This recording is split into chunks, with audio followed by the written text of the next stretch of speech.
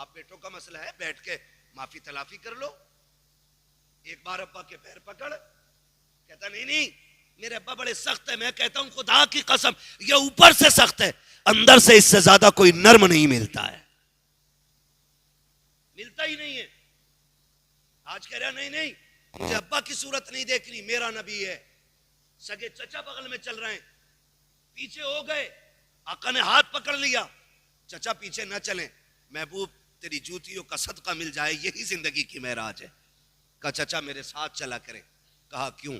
کہا لوگ کہتے ہیں تمہاری شکل میرے باپ عبداللہ سے ملتی ہے. جب آپ پیچھے چلتے ہیں تو مجھے لگتا ہے کہ میرے باپ کی پیٹھ ہو گئی ہے مجھ سے. نبیوں کا امام ہو کر کے صرف ملتے چہرے کی اتنی قدر کرتا ہے، اگر سگے باپ کا دور پاتا تو وہ کتنا احترام کر کے دکھاتا. میں پوچھنا چاہتا ہوں بدلیں اپنے رویے، بدلیں اپنے رشتے. کائنات میں سب سے بڑی دولت ماں باپ کی دولت ہے. اللہ نے محبوب کو 2000 سے زیادہ لقب عطا فرمائے. کتنے؟ 2000 سے زیادہ. جو خصاب پتہ چودھری ہو وہ قطعی نہ بولے، یہاں وہ بولے جو حضور کا نوکر بن کے بیٹھا ہے. کتنے رشتے، کتنے نام؟ 2000 سے زیادہ عطا فرمائے. لیکن آقا کریم فتح مکہ ہوئی، حضور نے نماز پڑھائی، 14,000 کا لشکر پیچھے سب بسب کھڑا ہے. نماز پڑھا کے فارغ ہوئے، ٹیک لگا کے بیٹھے رونے لگ گئے. حضرت عمر دوڑ کے آ گئے، قدموں میں بیٹھے. محبوب کسی نے کچھ کہا ہو تو جوانیاں لوٹا دیں گے، بتائیں زندگی قربان کر دیں گے، روئے کیوں؟ کہا عمر آج مجھے میری ماں کی یاد آ گئی ہے، آج میری ماں کی یاد آئی ہے. یہ کون کہہ رہا ہے؟ یہ میرا نبی کہہ رہا ہے. نبی آج ہماری 2 کوڑی کی اوقات نہیں، اور اپنے ماں باپ کے آگے زبان چلاتے ہیں، ان کے آگے بگڑ جاتے ہیں. نبیوں کا امام کہہ رہا ہے عمر آج ماں یاد آ گئی. یا رسول اللہ آپ کو بھی ماں یاد آتی؟ کہا ہاں. آقا بتائیں نا کیا یاد آئی؟ حضور کہتے عمر میرا جی چاہتا ہے میری ماں نے مجھے تب دیکھا تھا جب میں چھوٹا سا تھا، کاش آج دیکھتی میری ماں. درختوں کو سجدہ کرتے دیکھتی تو ماں کا کلیجہ ٹھنڈا ہوتا. میری ماں کو صرف ایک تکلیف رہی، میرا بیٹا یتیم ہے، اکیلا ہے. آج پتھروں کو میرا کلمہ پڑھتے دیکھتی تو میری ماں کتنی خوش ہوتی. آج 14,000 کی امامت کی ہے میں نے، اور یہ 14,000 صرف نماز پڑھنے والے نہیں، عمر یہ میرے اشارے پہ جان دینے والے کھڑے تھے. آج میری ماں ہوتی، میرے ان دیوانوں کو دیکھتی تو کتنی راضی ہو جاتی. عمر بھی اشکبار ہے، نبی بھی اشکبار ہے. آقا اور کیا یاد آ رہی ہے؟ میرا نبی کہتا ہے عمر سنو، آج میرا جی چاہتا تھا کاش میری ماں ہوتی، میں مصلی امامت پہ ہوتا، میری ماں حجرے کے اندر ہوتی. اندر سے آواز آتی بیٹے محمد میری بات سن جا. آقا کہتے ہیں عمر نماز توڑ دیتا، مصلی چھوڑ دیتا، ماں کی خدمت میں چلا جاتا. آقا نماز چھوڑ جاتے. جی عمر. آقا کس لیے؟ میرے نبی کہتے ہیں عمر نماز خدا کے لیے ہے، لیکن یاد رکھو خدا بھی تب راضی ہوتا ہے جب ماں باپ راضی ہوا کرتے.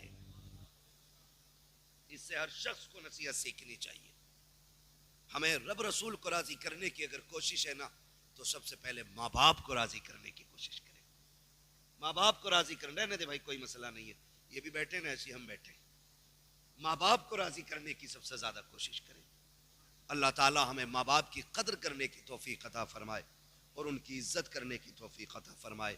ہم اپنی زندگی میں آخرت کی تیاری کر کے چلیں، آخرت کی تیاری کر کے چلیں. ماں باپ سے دعائیں، میں کہتا ہوں نوجوانوں گھر سے نکلتے وقت دعائیں لے لیا کرو ماں باپ کی، اور ان سے دعائیں لے کے گھر سے نکلا کرو. ماں باپ اکثر ہمارے ان پڑھ ہوتے ہیں مگر ہمارے لیے ان پڑھ ہیں. خدا کی بارگاہ میں بڑی قدر ہے ان کی، بڑی شان ہے. جو جملے یہ نہیں دہرا پاتے ان سے کہلوا لیا کرو. دعا کرنا ابا جی اللہ خیریت سے لے کے جائے، خیریت سے واپس لائے، اس لیے کہ جب یہ دعائیں دے دیں گے انشاءاللہ خیریت سے جاؤ گے، خیریت سے واپس آؤ گے. اپنے ماں باپ سے دعائیں لے کے نکلا کرو، دعائیں لے کے نکلا کرو. ہمیں تیاری کرنی ہے آخرت کی، اور تیاری کے لیے ہمیں تسبیح لے کے جنگل میں نہیں نکلنا ہے، ہمیں مسجد میں آ کے نہیں بیٹھ جانا ہے 24 گھنٹے کے لیے. تیاری کے لیے اتنا بھی بہت ہے، فرضیت کے ساتھ ساتھ لوگوں کے حقوق ادا کرنا شروع کر دیں. فرضیت کی ادائیگی کے ساتھ ساتھ صرف لوگوں کے حقوق ادا کر دیں، شروع کر دیں. کسی کو زبان سے تکلیف نہ دیں، کسی کو ہاتھ پیر سے تکلیف نہ دیں. کوئی آپ کا پڑوسی ہے نا تو آپ اس کا پورا پورا خیال رکھیں, پورا پورا خیال رکھیں. محبوب علیہ السلام جب پڑوسیوں کے حقوق بیان فرما رہے تھے نا تو صحابہ کہتے ہیں ہمیں لگتا تھا کہیں ہماری جائیداد میں ان کو حصے دار نہ بنا دیں, حصے دار نہ بنا دیں. آج سب سے بڑا کمپٹیشن پڑوسی سے ہے, سب سے بڑا کمپٹیشن, سب سے بڑا مقابلہ پڑوسی سے ہے. مجال ہے اپنے گھر کے اندر کتے پیشاب کر رہے ہوں اور دروازے پہ پڑوسی کے گھر سے دھوکے سے کوئی ڈبہ آ کے گر جائے نا تو پورے محلے کو سر پہ اٹھا کے ہم گالی بولتے ہیں اور پھر کہتے ہیں ہم جنتی ہیں. خیال رکھو, فرمایا جس کے ہاتھ اور زبان سے مومن محفوظ نہ ہو, حضور فرماتے ہیں وہ ہمارے طریقے پہ ہے ہی نہیں, وہ ہمارا ہے ہی نہیں. یہ آقا کا فرمان ہے. اور ہمیں تو غیرت ہی نہیں آتی ہے, 4 پیسے کما لیے تو اب ہماری نظر میں کسی کی عزت ہی نہیں ہے, دولت یہیں رکھی رہ جائے گی. تب تک کے تماشے ہیں جب تک آنکھیں کھلی ہیں.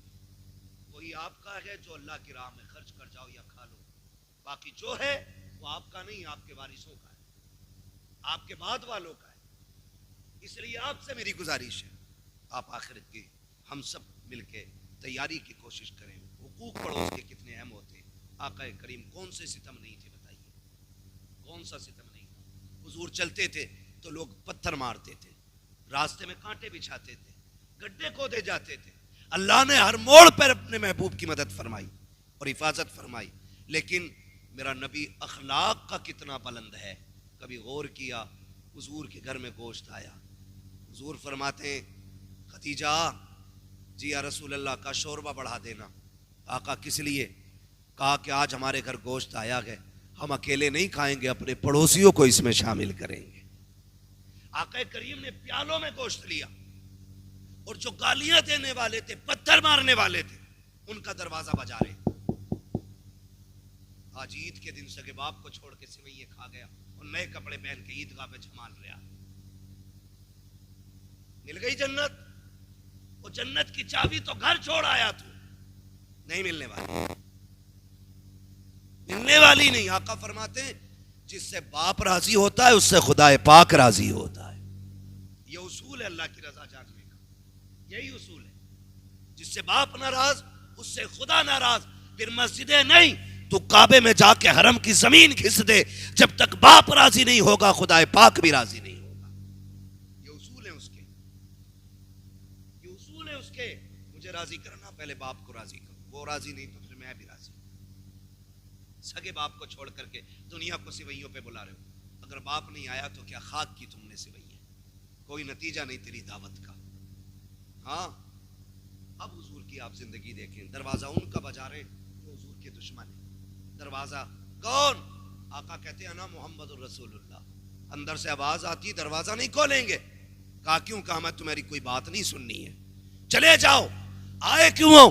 میرے نبی کہتے تھے میں تمہیں دین دینے نہیں آیا, میں تبلیغ کے لیے نہیں آیا. ہمسایہ ہو, میرے پڑوسی ہو, دروازہ کھولو, کچھ لے کر کے آیا ہوں. جیسی دروازہ کھولتے پیالے میں گوشت دیکھتے کہتے یہ کیوں لے کے آئے ہو؟ کہا ہم کھا لیتے, تم محروم رہتے. یہ ہماری غیرت کو گوارا نہ کی ہے. خدا کی قسم تاریخ گواہ ہے, اندر صرف پیالہ نہیں جاتا تھا, ہاتھ کے ساتھ ساتھ مصطفیٰ کا دین گھر میں چلا جاتا تھا. آج بھی اس اخلاق کی ضرورت ہے, آج بھی اس کردار کی ضرورت ہے, آج بھی ایسے رویے اختیار کرنے کی ضرورت ہے جس سے ہمارے مصطفیٰ کے دین کی جھلکیاں نظر آنی چاہیے. دین کی جھلکیاں. وہ لوگ یہ کہنے پہ مجبور ہو جائیں اگر امتی اتنے شان والے ہیں تو پھر ان کے نبی کتنے شان والے ہوں گے.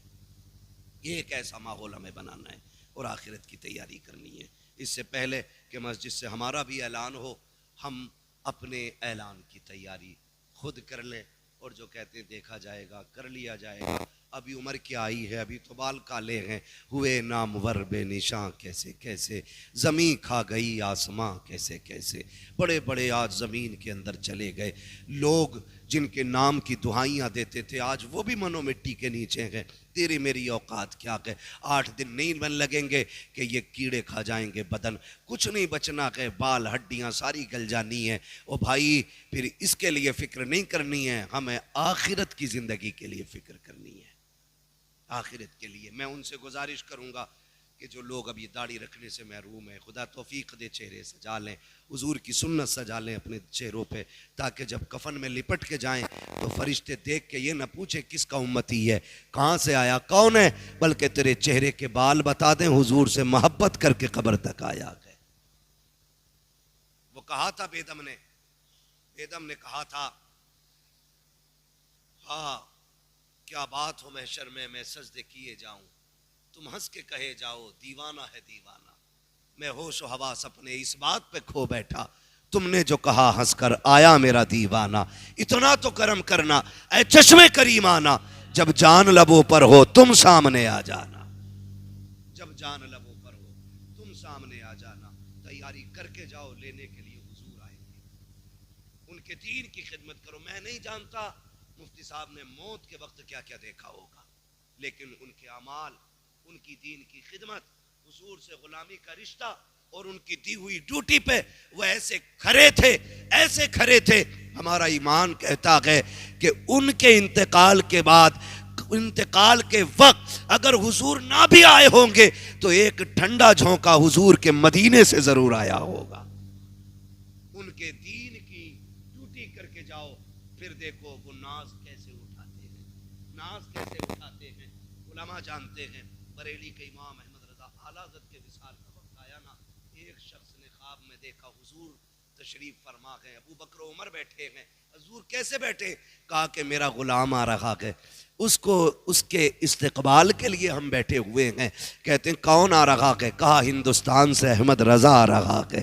اللہ اکبر، کہتے میں نے سنا، نام پڑھ سنا، میں مچل گیا کہ کون ہے جس کا آقا نام لے رہے ہیں۔ کہتے ہیں جب میں آیا ہندوستان میں، پوچھتے بریلی پہنچا، لوگوں سے پوچھا احمد رضا کون ہے، تو کہا لوگوں نے اسی دن کا حوالہ دیا جس دن میں نے حضور کو خواب میں دیکھا تھا کہ ان کا اسی دن انتقال ہو گیا تھا۔ سنے، جب کوئی ان کے دین کی ڈیوٹی کر کے جاتے ہیں تو وہ ایسے ناز اٹھاتے ہیں کہ آغوش رحمت میں لینے کے لیے خود مدینے سے آ جایا کرتے۔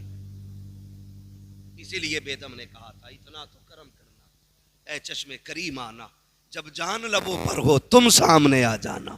اور جب حضور سامنے ہو، جب آ گئی ہیں جوش رحمت پہ ان کی آنکھیں، چلتے بجھا دیے ہیں، روتے ہنسا دیے ہیں۔ جب حضور ہو سامنے نا تو پھر کوئی دکھ نہیں لگتا ہے، کوئی دکھ نہیں لگتا ہے۔ ایسے کتنے ڈھیر سارے واقعات میں آپ کو سنا سکتا ہوں کہ صحابہ زخم کھا کے بھی انہیں دیکھ کے مسکراتے تھے۔ حضور پوچھتے تھے درد نہیں ہے؟ کہا جب ہر درد کی دوا آپ کے وجود میں موجود ہے تو مصطفیٰ پھر تلواروں سے ڈرنا کیسا ہے؟ ہاں، جب حضور سامنے آ جائیں تو پھر دکھوں کا علاج خود بخود ہو جاتا ہے، جب آقا سامنے آ جائیں تو تکلیفیں خود بخود ختم ہو جاتی ہیں۔ دعائیں مانگا کریں اللہ سے، اللہ آخری وقت میں حضور کا جلوہ دکھا دینا، حضور کا چہرہ دکھا دینا، یا اللہ سے مانگا کرو۔ ایک زیارت ہے موت کے وقت کی، ایک زیارت ہے قبر کے وقت کی، ایک زیارت ہے حشر کی۔ اللہ سے کہو مالک ہمیں ہر منزل پہ مصطفیٰ کی زیارت نصیب فرما دینا، یہ مانگا کرو۔ اور جب قبر میں حضور آئے، قبر میں حضور تشریف لائیں گے، اعلیٰ حضرت کیا کہتے ہیں؟ قبر میں لہرائیں گے تا حشر چشم نور کے، جلوہ فرما ہوگی جب طلعت رسول اللہ کی۔ حضور آئیں گے تو پھر قبر میں اندھیرا ہی کدھر رہ جائے گا۔ جب وہ آئیں گے تو ان کے رخ روشن کی چمک ایسی ہوگی کہ چاند سورج سے زیادہ اس کی قبر کو اللہ روشن فرما دے گا۔ لیکن ہمارا بھی تو منہ ہونا چاہیے نا، ہمارا بھی تو منہ ہونا چاہیے۔ میں کہوں یار حضرت سے تھوڑی سی بارش کر دینا تو آپ کہو گے نہیں یار بتائیں وہ ناراض ہے، میں نہیں کہہ سکتا۔ اس بندے سے کہو جو ان سے بات کر سکتا ہو، تو یہ ہوتا منہ کہنے کے قابل، ہاں یہ ہوتا کہنے کے قابل منہ۔ تو ہم کم سے کم چہرے ایسے بنا لیں، قبر میں پہنچے فرشتے کفن کھولیں، داڑھی کی چمک دیکھ کے کہیں حضور کا غلام لیٹا ہوا ہے، اور حضور دیکھ کے مسکرا دیں۔ اگر وہ مسکرا دیے خدا کی قسم قبر کے سارے سوال آسان ہو جائیں گے۔ اور اگر وہ ناراض ہو گئے، چہرہ پھیر لیا، تو پھر لینے کے دینے پڑ جائیں، لینے کے دینے پڑ جائیں، کیونکہ ان کی چوکھٹ کے سوا کوئی اور چوکھٹ ہے ہی نہیں جو ہمیں خدا تک لے کے جا سکتا ہے۔ صرف حضور کی ذات ہے جو ہمیں خدا سے ملوا سکتے ہیں، باقی بس کی بات نہیں۔ اور پھر منظر آنا ہے قبر سے اٹھنے کا۔ حضور فرماتے ہیں میں اپنی قبر سے اٹھوں گا اور اس طرح اٹھوں گا کہ میرے داہنے ہاتھ میں ابو بکر کا ہاتھ ہوگا، بائیں ہاتھ میں میرے عمر کا ہاتھ ہوگا. کہتے ہیں پھر میں مدینے کے قبرستان میں آؤں گا، وہاں سے سب کو ساتھ لے کے پھر میدان محشر میں آؤں گا. حضور نے کہا تھا ہو سکے تو میرے مدینے میں آ کے. تبھی تو ہر مومن کہتا کاش حضور کے مدینے میں موت آ جائے، ہے نا، ان کے شہر میں موت آ جائے. پھر کیا کہ وہ کہا تھا گر وقت اجل سر تیری چوکھٹ پہ جھکا ہو، جتنی ہو قضا ایک ہی سجدے میں ادا ہو. ان کی چوکھٹ پہ اگر موت آ جائے پھر اس سے بہتر موت نہیں ہو سکتی. اس سے بہتر تیرے دامن کرم میں جسے نیند آ گئی ہے، تیرے دامن کرم میں جسے نیند آ گئی ہے، جو فنا نہ ہوگی ایسی اسے زندگی ملی ہے. وہاں مر کے دیکھو پھر مرنے کے بھی مزے آتے ہیں، مرنے کے بھی مزے آتے ہیں. خدا ہم سب کو حضور کے مدینے میں موت نصیب فرمائے.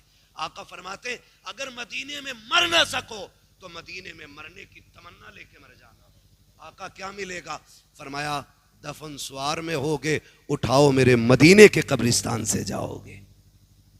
تو کم سے کم ہم مدینے میں نہ بھی مر سکے تو مدینے میں مرنے کی تمنا لے کے مر جائیں، مرنے کی تمنا لے کے مر جائیں.